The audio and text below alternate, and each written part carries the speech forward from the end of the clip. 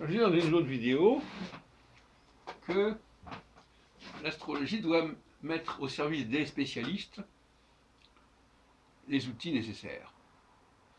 Ce qui signifie en définitive que c'est un peu comme pour les voitures. Au début, il y avait des chauffeurs pour conduire les voitures, et finalement tout le monde s'est mis à conduire les voitures. C'est la même chose.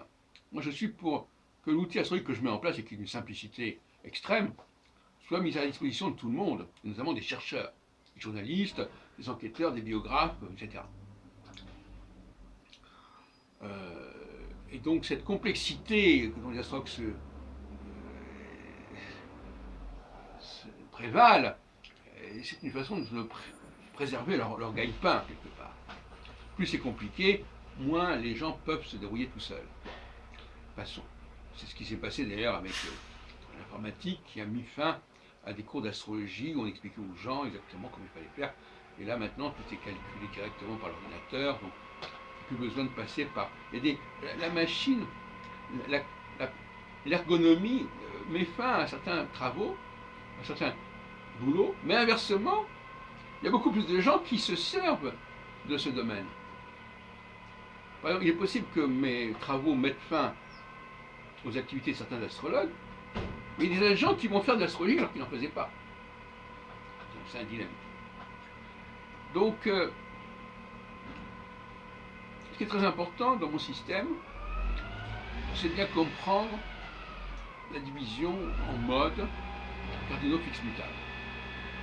Quand vous faites votre thème, mettez à 0 degré, mettez à gauche la position du soleil natal, dans un signe fixe donné, et vous saurez que les 3 autres positions sont également dans les 3 autres signes fixes. Vous aurez, par exemple, on prend 15 degrés Lion, le soleil 15 degrés Lion, conjonction. 15 degrés Verseau, conjonction, opposition. Et puis, les 2 autres signes fixes, Verseau et Scorpion.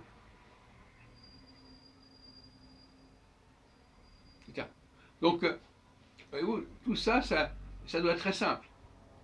Vous savez que si vous êtes né, si quelqu'un est né sous un signe fixe, tous les enjeux se passeront en signe fixe. S'il est en signe mutable, tous les enjeux se passeront en signe mutable. S'il est en signe cardinal, tous les enjeux se passeront en signe cardinaux. Pas compliqué. Donc voilà, vous photographiez ça. Vous savez que si quelqu'un est né en Lion, il sera interpellé par le Scorpion, le Verseau ou le Taureau. S'il est né en Sagittaire, il sera interpellé par la Vierge, les Poissons, les Gémeaux. S'il est né en Bélier, il sera interpellé par le Cancer, le Capricorne ou la Balance. Voilà, pas plus compliqué que ça. Donc c'est très facile à utiliser. Et pour connaître la position du Soleil, écoutez, on la connaît, tout le monde sait. Bon, donc il y a peut-être quelques calculs à connaître. Enfin, bon, on peut savoir ça sur Internet. Voilà, un tel est né tel jour, telle année. L'heure, c'est pas important. Ça ne change rien du tout, parce qu'à ce stade-là, on n'a pas un degré de précision à ce point-là, ça n'a pas de sens, puisqu'on est sur 6 ans. Donc, voilà, on sait que la personne a son soleil à tant de degrés. Autrefois, on disait, ah oui, je suis Sagittaire, premier décan, ça voulait dire de 0 à 10 degrés du Sagittaire. Deuxième décan, de degrés à 20 degrés, etc. Maintenant, c'est un peu plus précis, mais déjà, si vous êtes né sous un certain décan, c'est déjà pas mal, il y a 36 décans, c'est déjà pas mal. 3 fois 12. 3 fois 12. Et on peut effectivement